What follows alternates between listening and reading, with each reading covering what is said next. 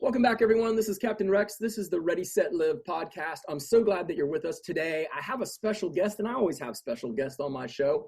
Thanks for joining us and spending some of your time with us today. We're focusing on driving your potential, boosting your confidence through fulfilling your passion and fulfilling your purpose. So today, my guest is Joe Beilke. Joe Beilke is not a lifelong friend, but a very true, good, long friend of mine. We come from a fire service background, and Joe and I used to work together. And Joe has been a volunteer fireman for almost 20 years and has come a long way through the fire service. I've always gone to him for some mentorship and counsel because he has some sage words of advice in some difficult times in my life. It's also been the pleasure of being my realtor for our last house, and has some networking opportunities in the real estate field that I'm sure he's excited to talk about. But Joe is very relatable to many people for many reasons. But I'm glad to have you on today, Joe. How you doing? I'm doing good, man. How are you? Good to see you again. With everything in the world going on right now, it's incredible that you can find time in your schedule to have a break and come join us today on the show. So thanks a lot. No problem. I'm glad to be here. So for some of my listeners that want to get to know you a little bit better, what is it? Can you just give us a little bit about Joe and your efforts and your wife Sarah? What is it that you're doing, and just a little bit about your background and about what you're doing? Well, like you said earlier, I started out in the fire service when I was 18 years old, and my focus really wasn't chasing girls as much back then. So my wife Sarah came later in life. But honestly, I started the fire service, and I want to be the best of both worlds. I wanted to be a police officer, and then and then be a volunteer fireman. Well, that didn't happen. I ended up volunteering for 20 plus years, and I got hired on with the DoD fire back in 2005. So I just got my 15 years last month. But that was, my way to basically trade time for money, to get paid. But I've always been the kind of person that wants something else. So I did some investment properties in Baltimore, and just kind of got tired of the sick and cold, and met my wife Sarah and about 9 years ago. And we relocated to Florida. I transferred to the naval base down here. She worked for corporate America. I did about a year in the fire department down here, and said, you know what, I think I'm going to expand my real estate investing to real estate sales and service sales and sales. So I got involved with one of the larger real estate companies here in Florida, and I've been doing that now since 2014, I believe. So about 6 years. And investment properties, mentoring some younger investors a little bit here around town here, looking at properties, rentals, flips, the whole 9 yards. And just helping you out, sell your property, helping other firefighters out, doing things like that. Now we have ventured on to the next step, and Sarah, my wife, and two partners, we're breaking off here in the near future to start our own brokerage and expand our business model. Awesome. Thanks for that introduction. And you can relate to many people, not only being in the fire service, but also in the industry of real estate. And so, but you got something special, Joe. I've always noticed this about you, that you have the hustle and you have the grind, and you understand that just being at a job isn't good enough, right? And you have something in you that has a drive, something that told you there's got to be something more. And so what you did is you dug inside yourself, and you decided to pursue one of your passions and venture off into real estate. And look what it's done for you. It's opened up another avenue to move into real estate investments, and then also now a separate brokerage. And then now you mentioned even mentoring other real estate agents. So it's not just one thing that you're good at. There's many things, and that's because you've decided to rise up, to do a few things. And this is going to segue into the topics today. We're still talking about the 5 tenets. And what I like to discuss is just the definition of a tenet is a core belief for a company or an organization, or in this case, for finding out your purpose and potential in life. And this podcast is in the individual. What's the tenet, a core tenet somebody can adhere to as an individual? Because it's all about finding our purpose in life. And our greatness. And I hear that your dog. Yeah, Samson's going crazy. I think he might see someone outside. Yep. Tell Sam says hi. That's our dog, by the way. So really quickly, we're just going to run through the 5 tenets, right? We're talking about rising above mediocrity, and we're talking about elevating our standards. We're talking about visualizing, being able to visualize the best versions of ourselves. We're talking about living up to our highest potential and why that's important, especially now. And then also, once we have made the decision to rise above all your mediocrity, rise above and elevate your standards and visualizing, the best versions of ourselves, we're talking about living out our true purpose and our potential, and then giving purpose for that potential. The very end, the very bookend of our talk today will be about finding that laser focus and purpose. So I'm really excited to run through these topics with you today. In light of what's been happening in the world, there's 50 million people out of work, and the anxiety is on the rise, depression, suicides, domestic violence, people are getting evicted. I mean, there's a lot of craziness in the world right now. A lot of people are scared and upset, and they need to focus on, things that matter to them, because living a life of mediocrity will get you nowhere. And it's especially important now to not live a life of mediocrity, for people to invest in themselves. I want you to talk about, Joe, what is it that you can share with us, why it's important to rise above mediocrity, since it's everywhere? You mentioned, 50 million people out of work right now due to the COVID pandemic. But, the government has stepped in and basically, done some good. I'm not going to try to get political here or pick sides by any stretch of the mean. But, one thing I have noticed is that there's a lot of people out there who are making more money now because of the supplemental for unemployment. And, that right there is, and for mediocrity, it's just enough. They're not rising above. They're not taking a stance or finding something new. And they're being, they don't have a surplus, but they're not struggling. And so that's, the mediocrity of their life is, I'm keeping up with, their core friends, their group, the people in their nest.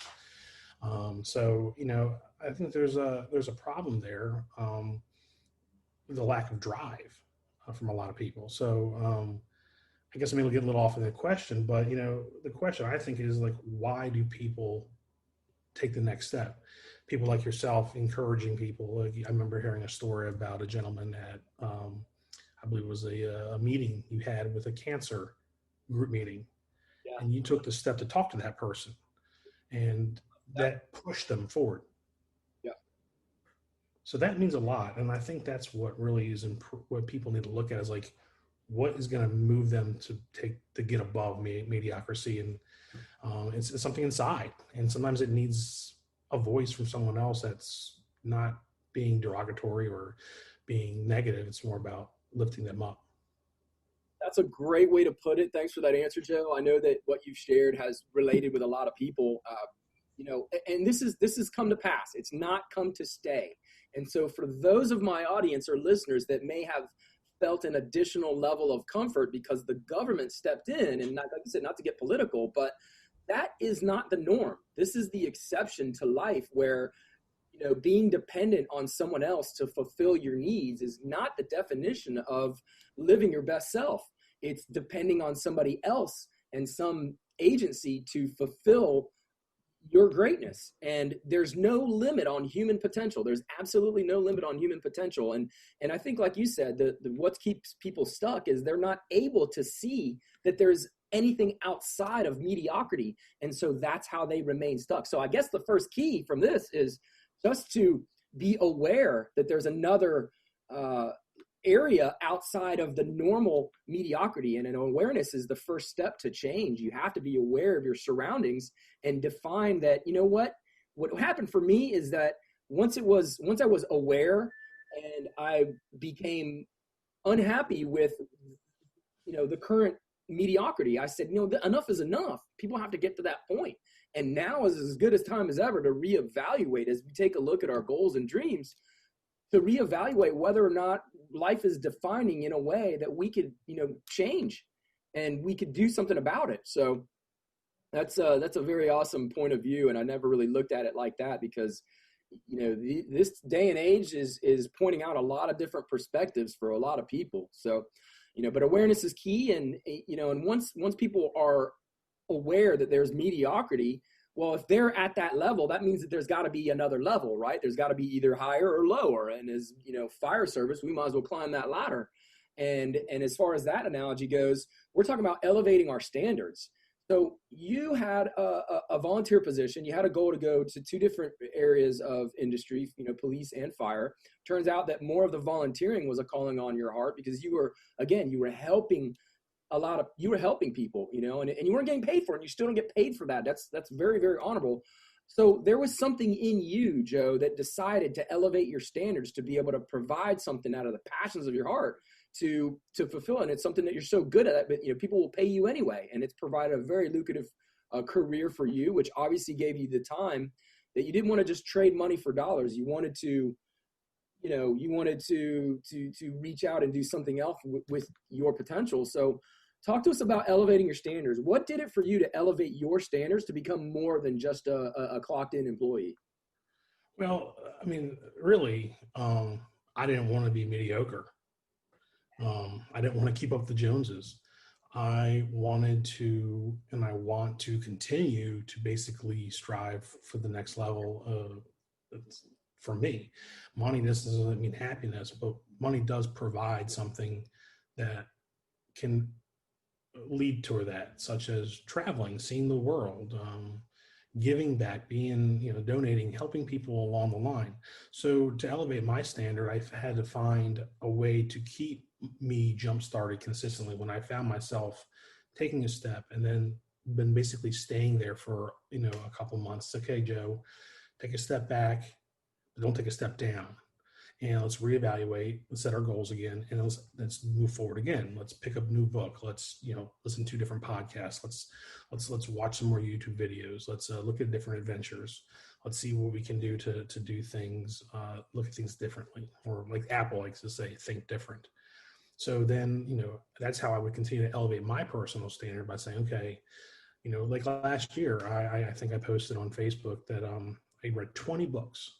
I don't think I've read 20 books in my entire life up until 2019. And in 2019 through, I guess it was July of 2020, 20 books. That awesome. Blows my mind. But they keep me motivated because it gives me a lot of different points of views, and it keeps me elevating myself to be better. And I think that a lot of people need to find something. It may not be books, it may not be podcasts, it may be something different. And people can sit out there and say, what can I do to make myself better? Because when you're happy, you're your best self. Absolutely. I mean, that's great, because, a couple of things here, what you said, going back to, and reading is the key. Obviously, I've been saying that for years, and we feed off each other and trade book lists and everything. And, but that's true. I mean, 1% of the U.S. population owns a library card, when libraries were still a thing. But, now list and Amazon, all your everything's online. We've gone from brick and mortar to click and order. And so is online, and we're forced as a society now, and now's not the time to just be forced into indoors and then shelter away, because like you said, it's like what you did to take a look at jump starting. You use that word jumpstart your life. That's almost, it gave me the analogy that how many people are just living their lives as a dead battery? They may die at 85, but they don't actually get buried until 65 or 70. They're living their whole lives without producing any of the fruits of their own passions. And that passion comes from fulfilling people's potential. And we've grown to understand that. And that is what makes people happy in life. And if you can't be happy, there's really nothing else left. And so in a time that's so depressing, it's important now more than ever to find out what makes a person happy. And it begins by elevating your standards and realizing there's another level. And it's like the quote that says, you have to do what you can with what you have from where you are and never be satisfied. Part of it, you just can't be satisfied. You read 20 books. What did it make you feel like doing? Reading another 20 books, right? I mean, yeah, absolutely. I started to read, I found out how much I did not know. And that keeps me coming back reading for more. And I have to say that there are people that when you start to have a higher vision of yourself, there are some people that are going to latch on and support, but there are also going to be a lot of people that reveal their true intentions in nature of where they fit in a person's life. And they either raise up to your standards because they're meant to be there and meant to go with you, or they're going to fall away, laugh at you, poke fun, and call you names and say that nothing in another is possible and you're crazy. But that's only further proof that what you're doing is the right thing. And one of my favorite quotes is by Jay Samit. He says, he's an author. He says, observe the masses and run the other way. Absolutely. That salmon swimming upstream, because a life of mediocrity is always led by accepting, some conditions for what they are and not for what they could be, and so it's important to surround yourself with people that believe in your idea. And when you have an idea and you have a passion, because we all have it, when you go to pursue it, the people that need to be there, they'll come in due time. So I want to encourage our listeners to follow that and to find out what that is, especially now. So that's a great response. I want to talk about a little bit. So once people have gotten to this point, okay, this is kind of visionary up to this point. They've risen above mediocrity. They've consciously made a decision to do something. Then they said, I want to take a look at my standards. I want to elevate above where I am, and I want to go to where I could be. All right. So when they talk about where they could be and where they should be, this is all taking place in their head. This is a visualization technique. When people visualize, there's no product or no idea or no patent, or there's nothing that exists in this world without being first a thought in somebody's head. You mentioned the Apple, right? The iPhone. This was a concept in somebody's head before it came into fruition, before it was something. So all companies, all stores, all cars, all buildings, all houses, they all start with a blueprint. So when I talk about this next level of visualizing, shed some light on how people can, or why it's even important for people to form that blueprint in their head there, to visualize the best version. Why can't they just be the best version of themselves why do they have to visualize it first? Well, what's funny is when I was reading the show notes and after listening to some other podcasts about this specific topic, the visualizing the best version of yourself, the first thing that came to mind was, when did we stop doing that? Ooh, yeah. That being visualizing ourselves, because I don't know how many times I can remember thinking back when I was a kid, what do I want to be? What do I want to strive to? Like, at what point in life did we stop thinking like that? Like having these dreams and goals. And, it doesn't matter how old you are. If you elevate your standard to make yourself better, then that standard will allow you to visualize and move toward that next step and, or the next dream. Like, it doesn't have to be a financial goal. It could be like, I want to be able to run across the Flagler Beach Bridge from top to back and forth without stopping. Today I made it about a third the way. I made it about in steps. I'm working towards it. I'm visualizing my best self, but the next goal may be to have, maybe I want to buy a multifamily complex down in the Keys, or maybe I want to have a cabin in the mountains. These are dreams that I think that people stop at some point in time. They stop asking themselves, like, they just, again, it became mediocre. And I think the best way I think people can do that, or maybe not the best way they can do it, is ask themselves why they stopped dreaming. And that's how I answered the question. I said, what? When I was a kid, I wanted to be a baseball player. I wasn't good enough. Then I wanted to be a cop. I joined the fire department. I wanted to own real estate property. I bought one. I wanted to start a real estate company. I'm working on that now. I never stopped dreaming. And I think that's the best thing people need to say is, they need to continue to dream. And that way you can visualize your next steps in life. That's an amazing answer. And it's so true. You just led me down a path in my mind, because, when did people stop dreaming? Okay. I would have to say that it was probably around age 4 or 5 for most people. Because when if you look at a kid that's age 4 or less, they are innately, naturally, they're happy, they're wondrous, they're curious about the world. And when they're in their element, they just go from thing to thing to thing, and they're just happy about everything, because that's who they are naturally. They have that gift of happiness inside. Kids are not unless they don't get their milk, or if they don't get that, push and pull of getting things from life. I'm usually mommy and daddy or whoever's the guardian or whatever. But then after age 4 or 5, it's interesting because as a society, we all are guilty of providing this negative societal belief that child, that person is not able to accomplish something. And by age 4 years old, I think it's like kids have heard the word no like 40,000 times in their life by age 4. So they have this limiting belief. They have this preconceived notion of negativity. And most people are so negative, they have to hear no. They have to say no 7 times before they say yes to anything. We're preconceived by society to believe that things are not possible, that people are not smart enough, that they don't have the money, they don't have the education, they don't know the contacts, they don't have the expertise. They're no, no, no, no. And there's so many no's in life. But what if we start telling ourselves yes? This is where the dream process kicks in. And it's been said that 15 minutes of visualization is more productive than 16 hours of hard labor.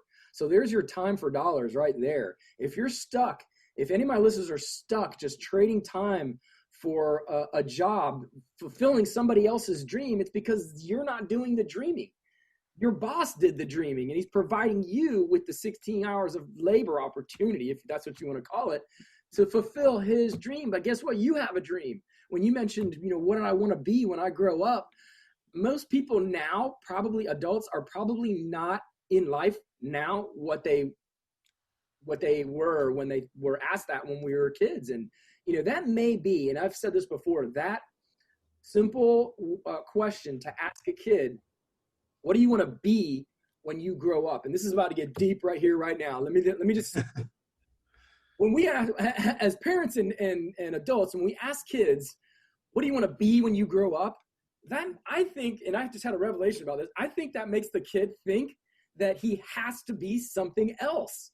They're like society's, what do you want to be? What do you want to be? What are you going to be? As if what the kid is already is not what they could be, what they should be. We should really ask kids, what are you going to be with what you are?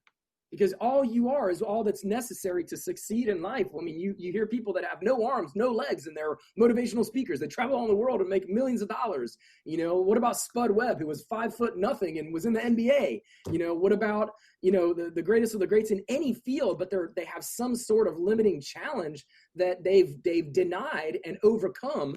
If these people in the world didn't exist, then only the tall could play basketball, and only the powerful could play football, and only the intelligent can invent computers, and there's onlys.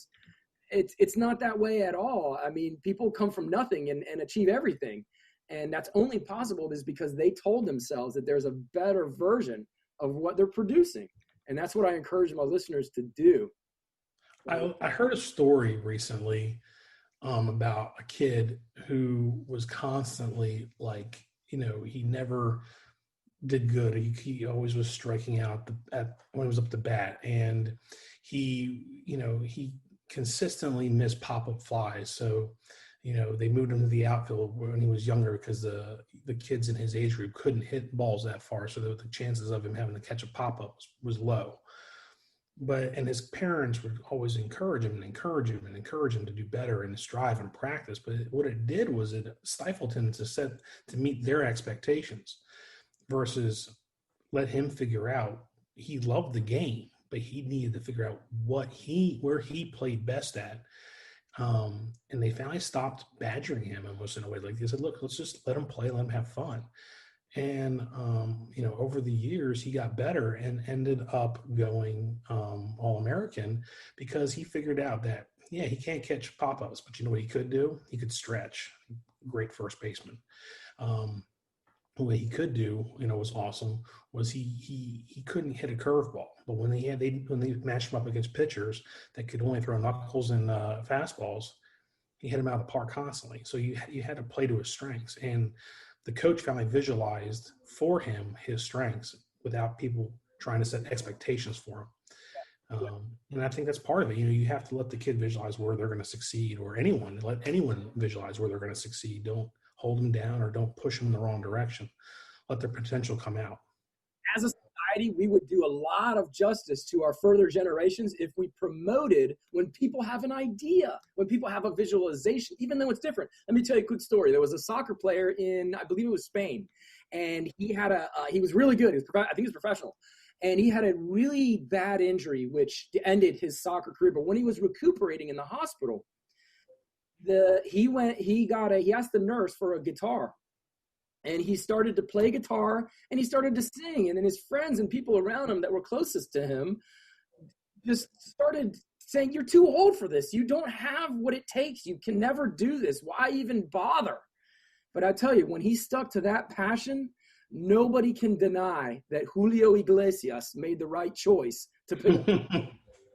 Okay. So when people have a passion, let them be who they are and let them further.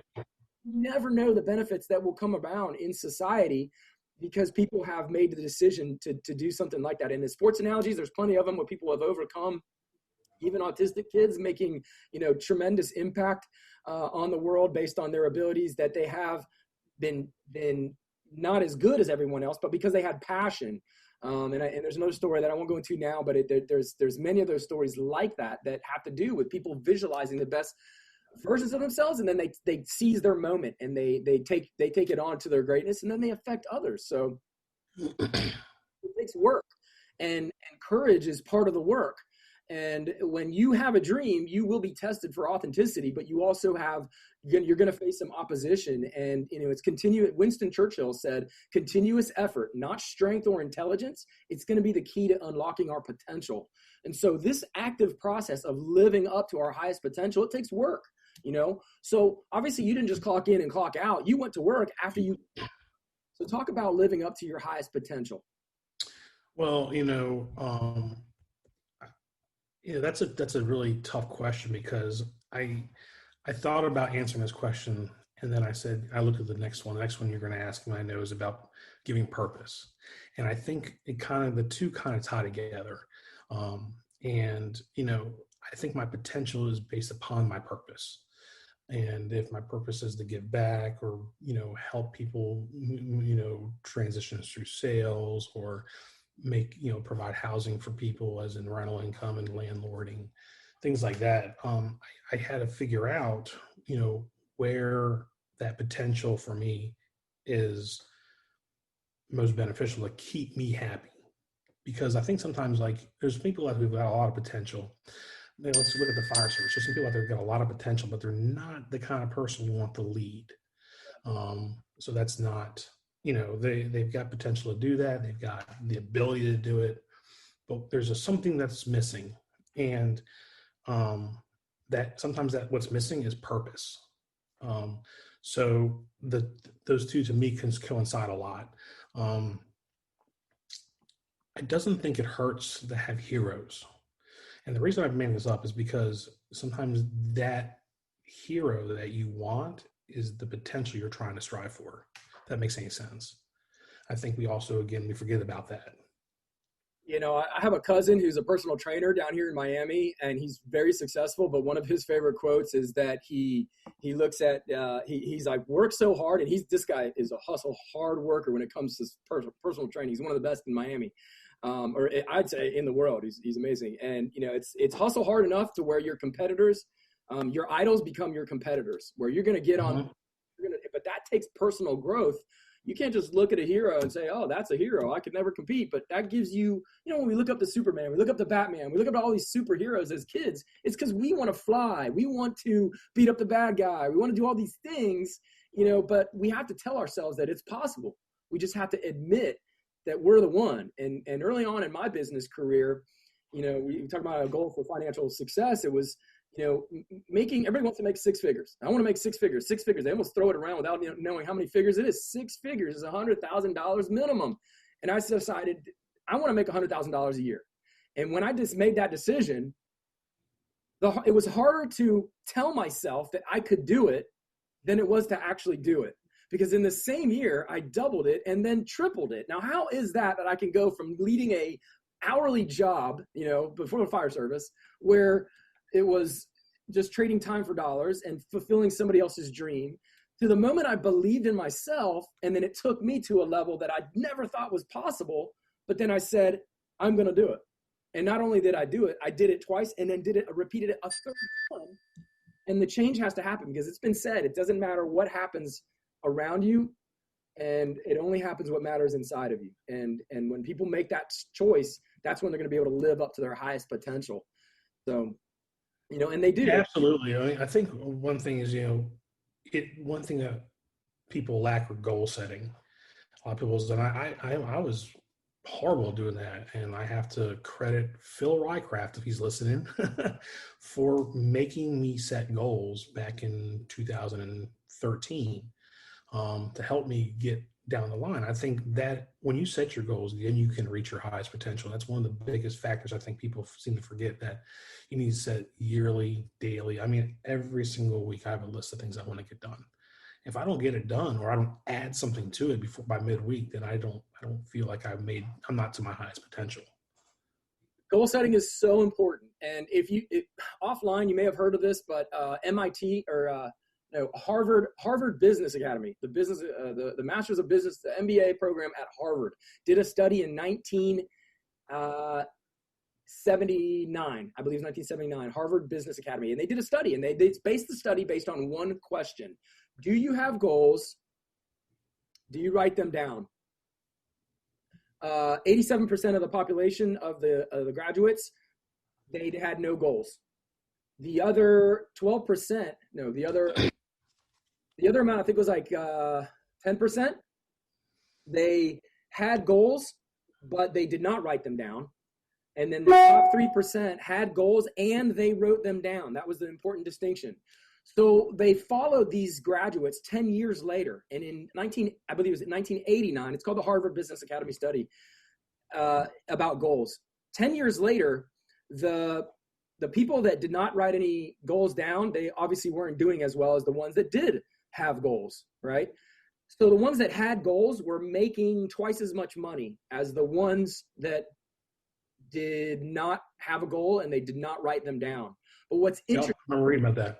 What's interesting is the ones that did have goals and they took the step to write their goals down, they were making 10 times as much money as the rest of the graduating class combined. 10 times more combination of all of them. And so that is the power of goal setting. If you want something you want to achieve in life, write your goal down. Write it down. Have a goal, and then write it down. And then take another step. Recite it to yourself 3 times a day, morning, noon, and night. And I go on to other topics about the subconscious. Subconscious doesn't care if you're a massive success in life or if you're a total flop, if you're a total failure. If you feed your mind with success, and that real estate, you're in real estate, the most important real estate is the 6 inches between people's ears. If people start to visualize themselves and they feed themselves with good information, they're going to take action steps. Their subconscious will not care whether you're a successful or if you're a failure. And so we have the power to think ourselves into any life that we want. And that's the power of visualization, but it's also living up to our highest potential. So thank you so much for that, Joe. I thank you for your time today. One thing I would like to add to that, though, I like to add is that there's a difference between goals and lists. Yeah.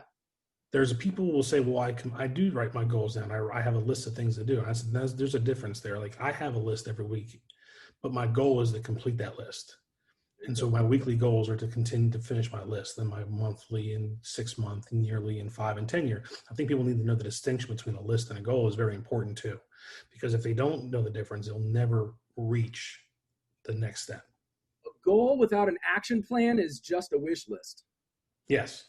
People say, I want to be a millionaire. Okay. How do you plan to become a millionaire? Well, I don't know. I want $1 million. Well, people get paid not by the hour. They get paid by their value that they bring to the hour. So if you sweep a floor for McDonald's, you get paid minimum wage. But if you whistle while you sweep a floor for McDonald's, you get paid minimum wage plus some money. So it's all in your value. And this is what we have to find out now with our purpose and our potential is determining our value. And if you're surrounded with people who don't value your personal value. You got to find people that can see in you what you don't see for yourself. You have to look at you have to look at everybody with the eyes of Girder that says, look at a man for who he is, and he only gets worse. But if you look at a man for what he could be, then the man becomes what he should be. And that's how we should treat everybody. People have potential. Don't limit them for what they're capable of, because you're only limiting yourself for what you're capable of. So, Joe, I want to thank you so much for your time today. And for thank you, man. Appreciate being on here. It's been a pleasure, brother. And I just want to remind our audience, follow us up on social media and all of our channels. They're in up top below, and on one of the links, one of the social medias that's going out today. But I want to remind you, life isn't found between the isms and the schisms of life. It's time to quit the paralysis of analysis and jump in with your dreams. Both feet, go all in. There's no other way. You can't half-ass, especially now. And that's gonna put you further back into a life of mediocrity, and that doesn't deserve you anything of the life that you are worth, because everybody has worth. And I'm here. If you don't believe in yourself, I'm telling you, Rex Witkamp, Joe Beilke, we believe in you and for what you're capable of. So stop telling yourself that you can't achieve massive success in your life. Stop telling yourself that you can't do it. And what I have to say is, with a strict warning, that once you follow your dream, you will be tested for the authenticity for that dream. Most people, they don't fail in life because they aim too high and miss. They aim too low and they hit.